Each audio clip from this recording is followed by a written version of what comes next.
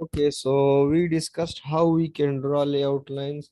So we will discuss in detail the other component as well so far. So now when you define a layout line, you can see that it will be visible here to you, that what how your layout line, what how your lane look like and to which side it is oriented. So if you want to see the lane, so in this GUI, so what you have to do, you should come here, home tab, after home, more and show lanes. So when you click on show lanes, so these were the two lanes which I previously defined, so I will not show them. These are the two lanes which I defined now. So you will click on your mouse left button and hold it and then drag it, or you can click on one and hold the control key and select the other. So this is how you can select the both. So after selection of these two lines, these are some of the options. So lane display option, show center line only, show lane width only. This I will discuss later. Show center line only. So for example, if I select this one and click OK, so it will show me the lanes I defined previously in this GUI. So now I want to show the lane width. So this is how your lanes look like in uh, this is how these are the lanes which we defined now. So I will click on this undeformed and it will disappear. So now coming towards the lane definition, the other option in the lane definition. So maximum lane load discretization length, additional lane node discretization parameter along the length. So how many of you know influence line and what does influence line mean? If please give me response. How many of you know influence line and influence line? What does it mean? Can anyone give me response?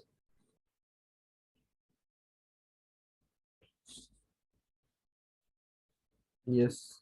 Okay, good. So influence line is basically a graphical representation of a particular response parameter uh, that varies due to the motion of or the movement of load along the length. So for example, let's say,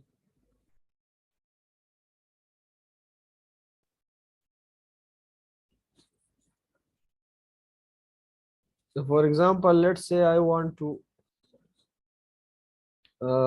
check the shear at this point. So you know that shear is maximum uh, at the support. So for example, I want to see the how the shear value varies at this particular point at the end of the girder when the load moves along this whole span. So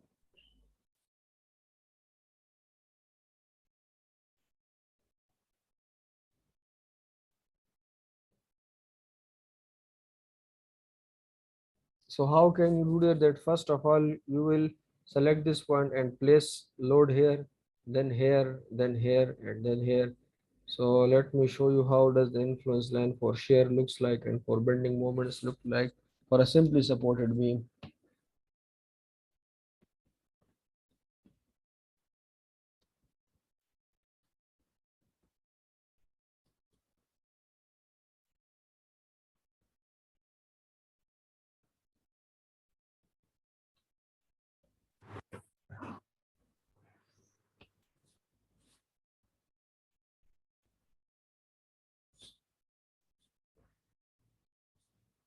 So this is the influence line for maximum reaction or maximum shear at this location. This is for this one. So if you want to calculate the reaction shear force value when the load moves along this span, so this is how you do. You place a unit load here and then move this unit load along this and calculate this for each point. and you will get this. So CSI basically analyze the live load based on the influence land model.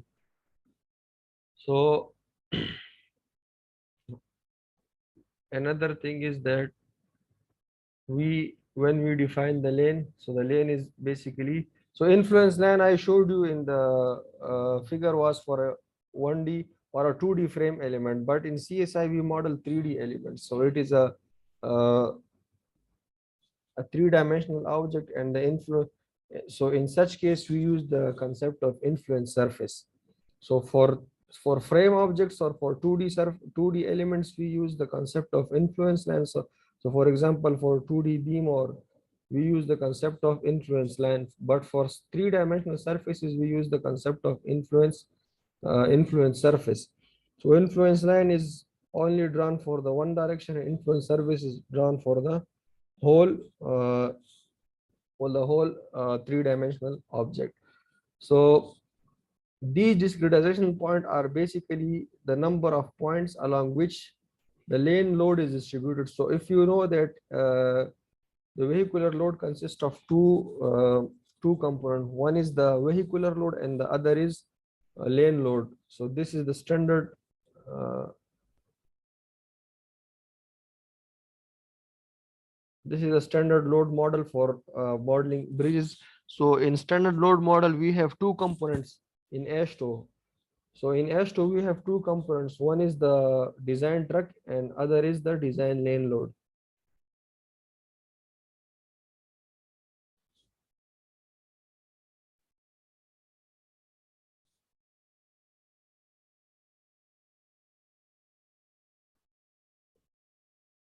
So these are the two components. One is the design truck. So these are the, for example, axles, and these are the um, design lane load. We will discuss this in our module number 8, that what does all this mean. But we have two components of the live load model that we use. So one is the design truck and one is the design lane load.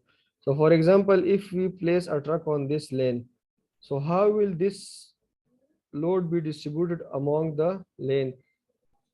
So the CSI creates a surface, and that surface is divided into points, and the load that is applied on a single lane is distributed among all these points based on lever rule.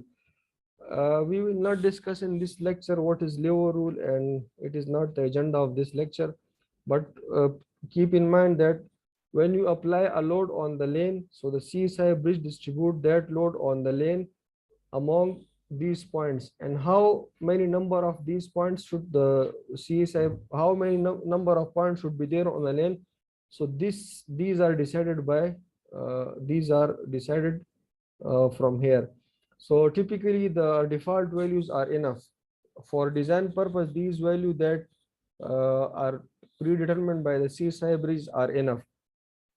But if you want to see the effect of a excellent vehicular load on a specific point and for research purpose, then you can reduce the number of discretization point. So let me show you first the discretization point, how we can show them. So when you come here, more show lanes. So these are the lanes, so show points only. Okay.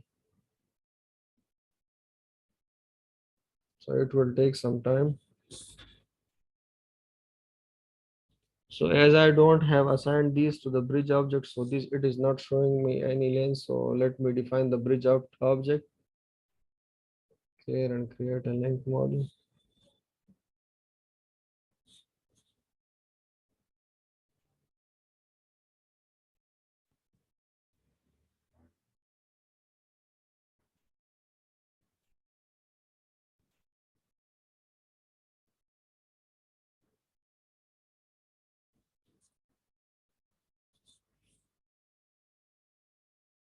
So now you see. Okay. So you see it has divided the lane into along the width into these 3 points, 1, 2, 3, and along the length into, I suppose, more than 10 points if I count them.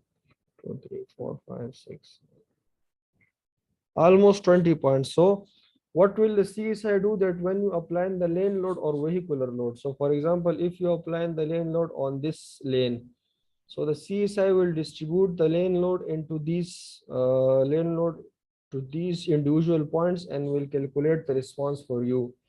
So for it, and similar to the influence line concept that we use for the one dimension. So for example, for shear, this is the influence line. So this is the influence line for shear. So this is in one dimension. So now in 3D, CSI will plot this influence line automatically for us. And this is for this XY coordinate, sorry, frame of reference. Now it will also draw this shear for this direction as well. So this is how it create a influence surface. So this is how influence surface is created for all the points. Not this, I draw this for only this single point, but for the the CSI give us the response or the shear or the moment value along the span. So it calculate it for each value individually and then give us the final result. But this is how for single point you can draw. So in one direction it will go like this, and in the other direction it will go like this, and it will combine this and give us a influence surface for individual. So for normal design practice, we do not change what the default values are, but for research purpose you can change these number of discretization point. I have shown in this slide that how you can change it. So for example, uh, previously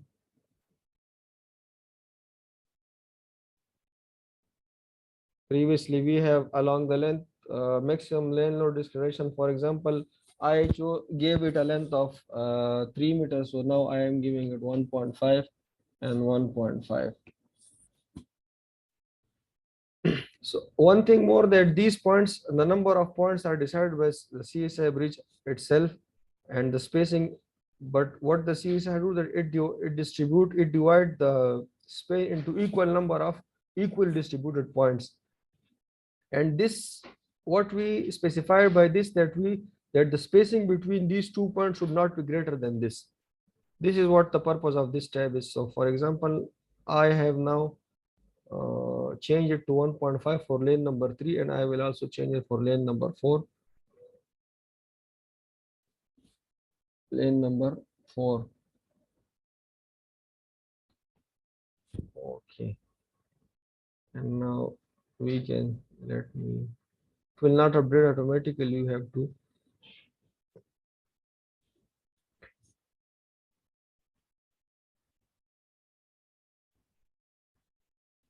So now you see that it has increased the number of discretization point. So the higher the number of discretization point, the more finer will be your result, but it will take more number of analysis time. So firstly, it was considering 5 points, 3 points. Now it will consider 5 points for the analysis. So it will take more number of time. So for such small span bridges, it is not very significant. But if you are modeling a complex geometry and a complex bridge, and if you increase the number of discretization point, then it will take a lot of time for the analysis only. So the default values that are already defined by CSI are sufficient for most of the design purpose. So we keep it as it is. Someone has recommended value. The default values are recommended.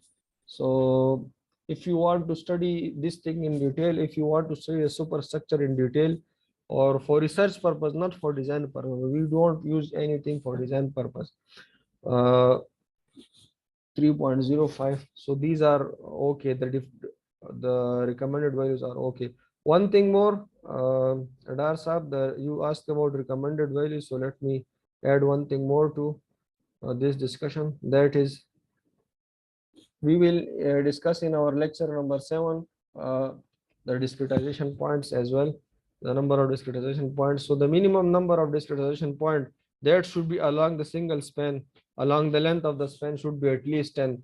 So it is recommended by standards, not by standard, but experienced designers that you should, the minimum number of discretization points should be 10. Sajad Ali Shah is raising hand. So if you want to ask any question, please. Actually, sir, some internet problem, so that's why I have raised my hand.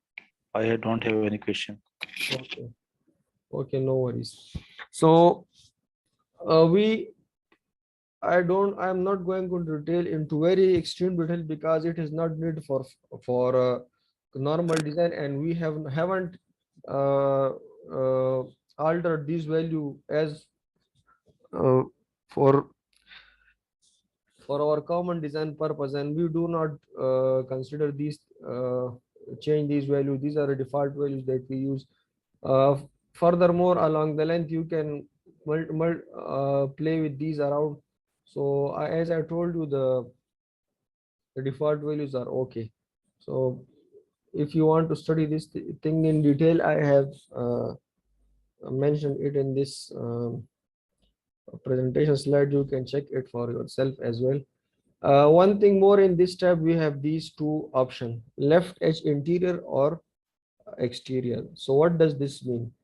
So for example, uh, we mostly use this Astro HL93 truck for our design. So Astro specifies that when you design a bridge, so this truck should remain, these are the clear widths for the truck. So it should be at the axle center line should be at a width, at a distance of 2 feet from the curb. So if you want to place this truck on uh, this bridge deck, so the axle center line should be 2 feet from the curb. So, and similarly, if you have another truck here, so the clear distance between the both of them should be for two coming from here and two coming from there. So if you want to use such type of truck for your analysis, such like H2, it is not mentioned in every design code and in every design standard, but for HL93 it is explicitly mentioned in the code that the axle should be at the center line of the axle should be at a 2 meter from the curb. So, and it is so usually it is the exterior axle, not the interior one. So for example, if there are two trucks, this is the interior one, this is the exterior one, and this is the exterior edge of the lane as well. This is the curve, so this is the exterior edge of the lane. So if you are using HL93 for your design purpose, so for example, this lane, this one, this lane is this one, the left, the right one, the blue one. So if you want to place HL93 truck on this lane, so you have to specify which one is edge is your interior and which one edge is your exterior. So the right edge is exterior and the left edge is interior. So when now the CSi Bridge will place the truck on this lane, what it will do, that it will place the truck in such a way that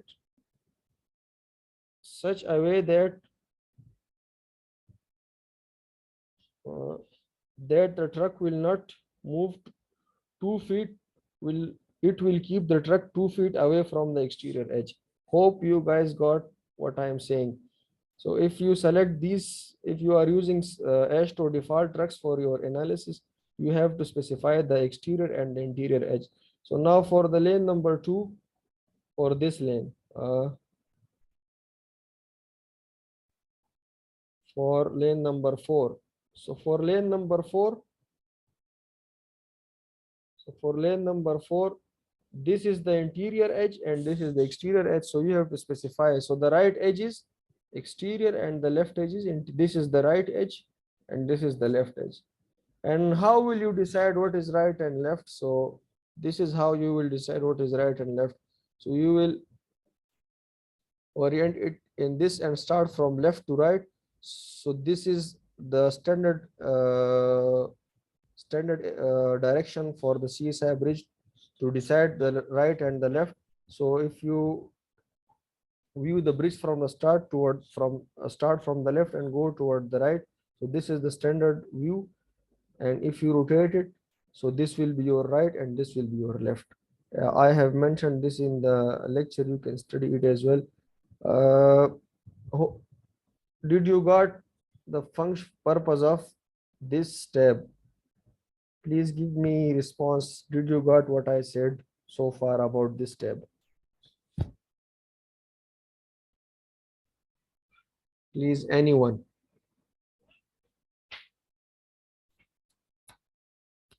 Yes, yes, good.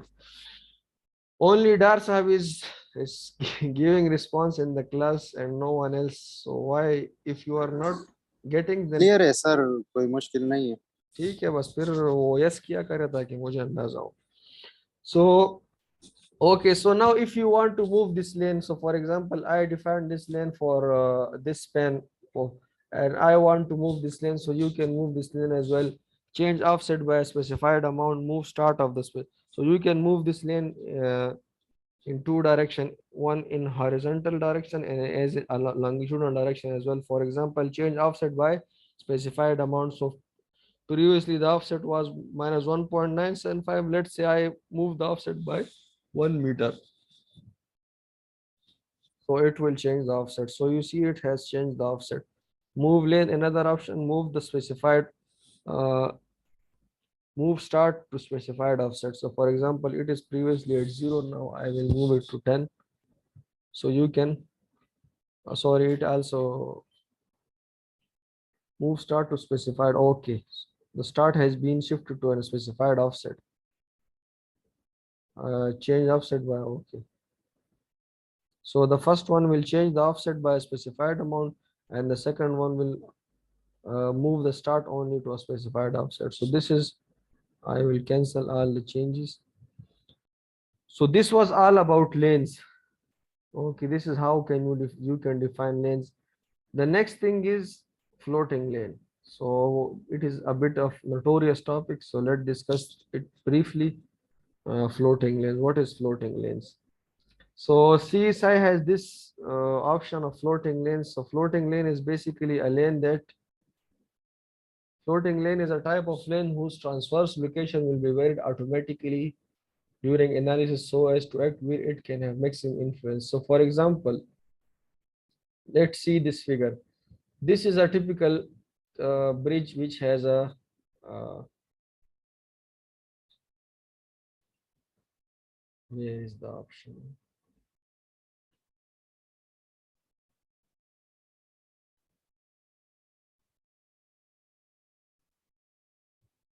Okay. So this is a, let's say this is a single column 3-lane bridge, and this is a single column. So if we want to study the torsion, for example, it is not, as I said previously, that it is not necessary that your line, that your vehicle will always run, that the drivers are so civilized that they will always run along the designated lane and they will do not move from these lanes. So nothing extraordinary will happen to the substructure. Maybe during some situation, what happens that these are not a common situations, but sometimes it may happen that uh, the vehicle may move this toward one side or another side. So what will this thing cause? So for example, if the lanes were previously centered along the symmetrically placed along the center line of the bridge, so it was causing no effect on the column. But now if they move shift towards the left or the right, so what will this do? Can anyone please give me response? What will this do if it shifts either to the left or either to the right? What will this do? It will increase the moment. Yes, it will increase the moment on one side and it will produce torsion. Yes, torsion. It will produce torsion on the column. So torque will act on the column. So for such type of studies, we use this floating lanes. And this floating lane is a very powerful option in CSi Bridge. Similarly, if we have a box type of section, so for example, if we have a box type of section, so let me show you a box type of section. I already had defined one of the one box section in this layer. So let me show you a box type of section. This is a why should I show you? This is already available in the GUI. So this is a box type section. So for example, if I told you that the vehicle moves along these lanes. These are the designated lanes. But due under some circumstances, what happened that the vehicle shift toward this. So this will create torsion in this box section. So for such type of analysis, then we use a floating lane. So for example, you can also do this manually, but what you do you have to define lanes for each of, for example, first you have to define straight lanes, then you have to shift those lanes here, and for the next span you have to shift those span here. So this is a cumbersome task. You can do this by just defining the floating lane, and it will automatically do all such type of analysis for you. So if you want to define a floating lane, then you have, for example, you define this lane, then you will select this floating lane option. Floating lane width automatically auto. So for example, if you have defined uh, auto is just, this is a minimum lane width, so it will automatically select a 10 meter. This is a 10-meter lane, so um, the auto will select this option. If you don't want to select auto, then you can define your lane width here. So if when you select this floating lane and define floating lanes, so lane width, for example, I want to define two lanes for this superstructure, and these are 3 meter. Importance factor I will explain in a while. What does lane start? So for example, if I want to uh, add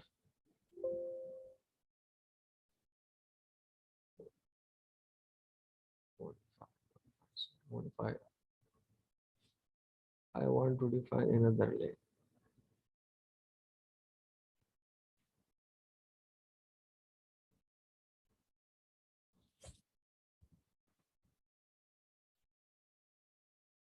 Okay, so I define two floating lanes in this lane.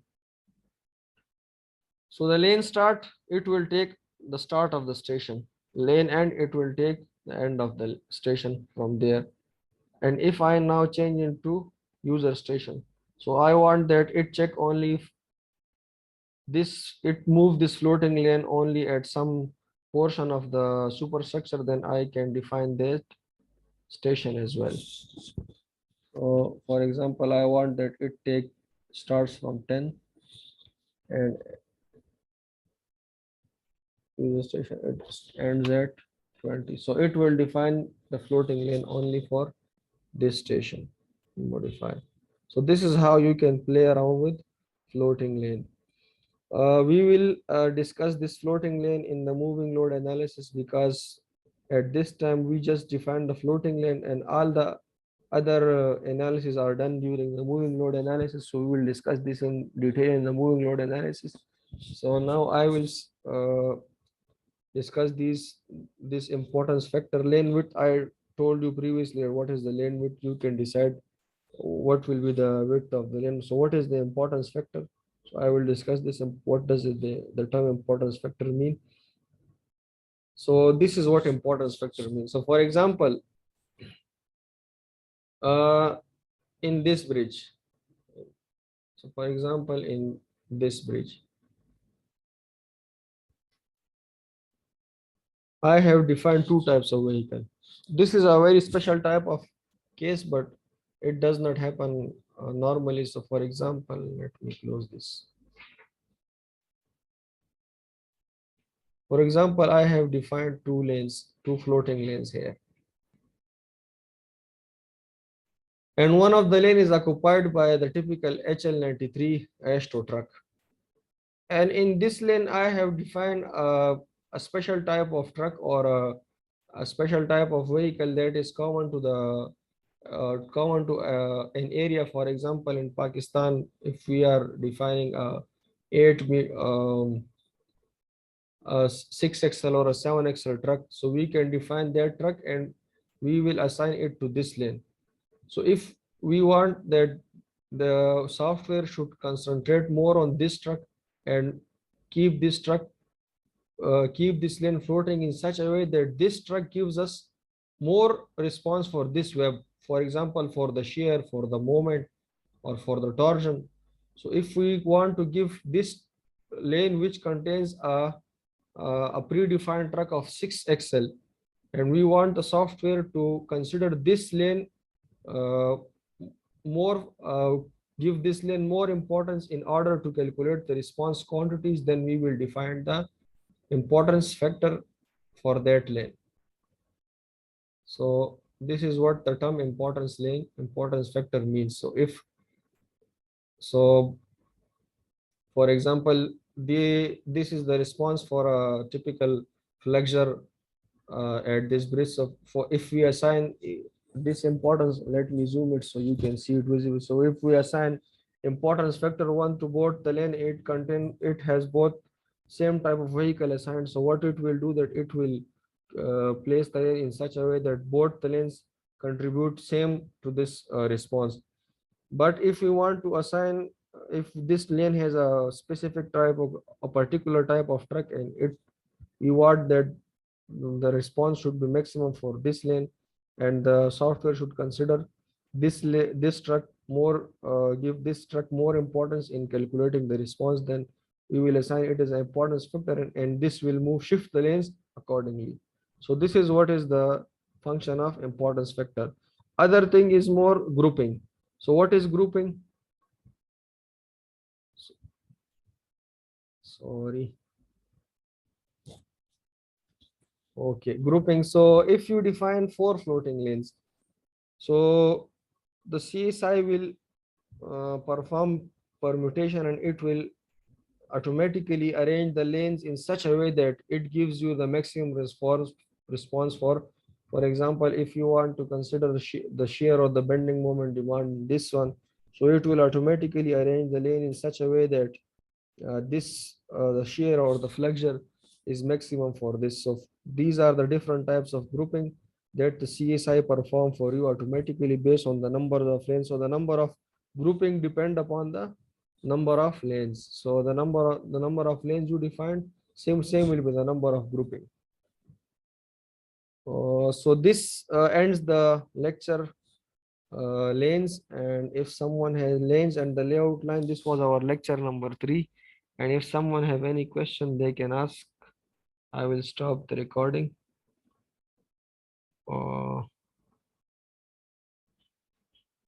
Any question from you guys in this lecture?